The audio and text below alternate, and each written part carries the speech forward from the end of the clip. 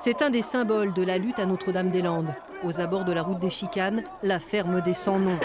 Un des lieux dits de ce bocage, habité depuis 5 ans.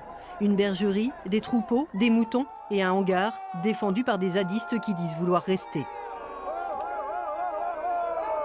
Le dialogue avait été entamé, ça commençait plutôt sur aussi des bonnes bases. Et en fait, voilà, on voit que c'est que du flanc. Ils disent oui, sur ce territoire, on pourrait avoir des projets d'agriculture innovantes. Et en fait, qu'est-ce qui se passe quand il y a des projets d'agriculture innovants? Ils viennent les expulser comme ça, sans prévenir, alors qu'on s'est déclaré habitant ici depuis 5 ans.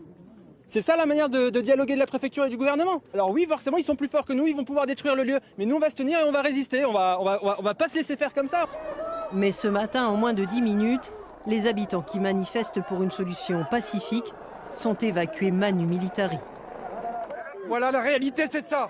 La réalité c'est ça. On est en train d'éradiquer. Un projet de vie des gens qui sont là pour défendre de la vie et on est en train de l'éradiquer. Et la préfète, elle est en train de faire son discours là-bas à Notre-Dame-des-Landes. Sur le toit du hangar, puis un peu plus loin autour de la ferme, la solidarité s'organise. Une chaîne humaine avec au cœur de la mobilisation des riverains, des militants de tous bords et même les agriculteurs qui ont toujours refusé l'expropriation et qui vont rester sur cette zone.